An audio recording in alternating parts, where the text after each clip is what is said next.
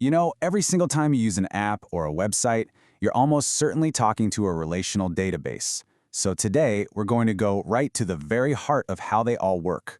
We're going to explore their most fundamental building block, the table. This is quite literally the foundation for everything else.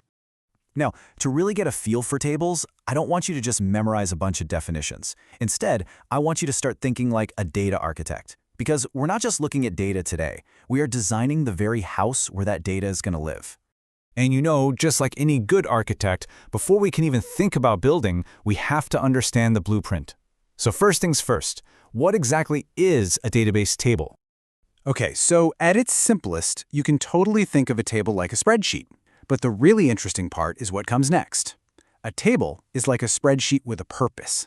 It has strict rules, it's specifically designed to bring order and structure, and it has absolutely zero tolerance for chaos. And that structure? Well, that's its superpower. Let's make this a little more real. Here we've got a simple employee table. See the columns up top? We've got ID, name, and salary. Those are our categories. And then each row you see underneath represents one specific record, in this case, one person. So Lisa is a row, Sam is a row, and each little box, each cell where they intersect, holds one single specific fact about that person. All right, so now that we've seen the blueprint, let's meet the cast of characters. Every single room in our data house. Yep, every single table is made up of three essential components. First up, we have columns. Think of these as the permanent fixtures of the room. They define the structure. Each one has to have a unique name, like name or salary, and it also has to have a specific data type. You're basically telling the database, hey, this column only holds numbers, or this one only holds text. Their order is fixed, and that's what creates that solid, unchanging blueprint for all our data. Next up, we have the rows. So if columns are the structure, then rows are the actual contents of the room. Each row is a single record, one employee, one product, whatever it is you're tracking. And here's a really, really crucial point. You should always think of rows as a set, not a list. What does that mean? It means their order doesn't actually matter. The database couldn't care less if Sam's record comes before Maria's because the data itself means the exact same thing no matter what order it's in. And finally, we have the cell. This is that little spot where a row and a column meet, and its job is beautifully simple. Hold exactly one value, one single fact. Now, what if you don't know a value yet?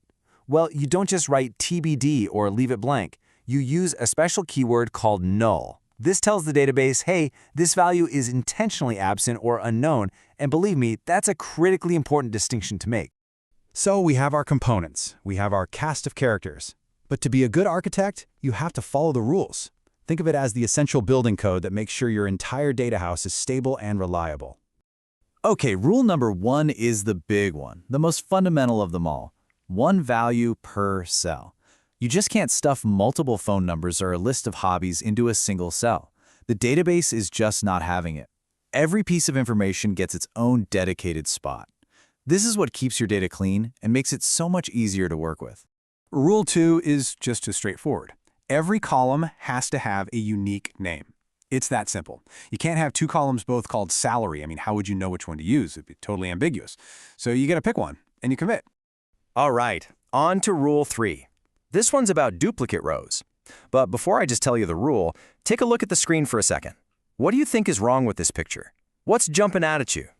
If you spotted it, awesome job.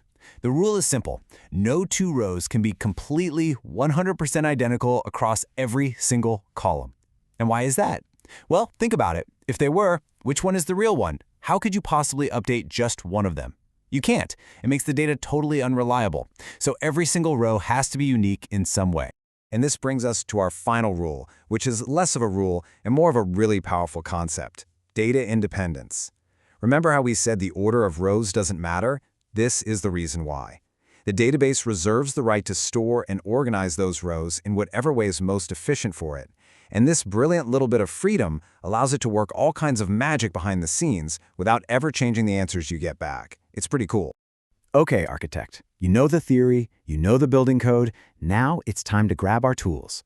Let's talk about SQL, the language we use to actually build and remodel all these data rooms we've been designing. To build a brand new table from scratch, we use the create table command. Let's just walk through this. First, you say what you're going to do. Create table employee. Easy enough. Then, Inside the parentheses, you define each and every column. You give it a name, like ID, and a data type, like int for an integer, a whole number. For name, we're using varchar 60, which just means it can hold text up to 60 characters long. And for salary, decimal 72 means it's a number with 7 total digits where 2 of them come after the decimal point. You just laying out your blueprint, piece by piece. Now, if create table is how you build, then drop table is the demolition. It's basically the delete this entire room button. When you run drop table employee, poof, the table, its structure, all the data inside, it's gone for good. And a little pro tip for you, you can use phrases like if exists to keep your code from throwing an error if you try to drop something that's not even there. But hey, what if you don't want to bring in a wrecking ball? What if you just want to, I don't know, add a window or knock down a non-load-bearing wall? Well, that's exactly what alter table is for. As the source material says, it's pretty much like HGTV for your database, but maybe without the surprise budget issues. And here's your basic remodeling toolkit. With alter table, you can add a brand new column, you can change an existing one, or you can drop a column that you just don't need anymore. It's incredibly flexible. Whew, we have covered a lot of ground, from blueprints and building codes all the way to construction tools. But let's just take one last moment to really understand why this foundation truly matters. So just think about what you know now. You know the core components: tables, columns, rows, and cells.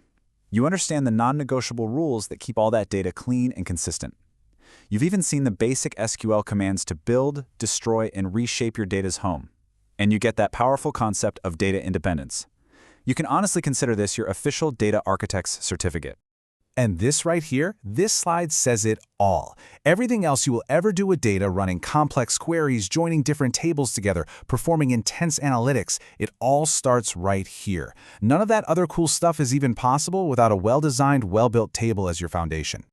So you have the blueprint now, and you've got the tools. Your foundation is built. The only real question left is, what will you discover inside?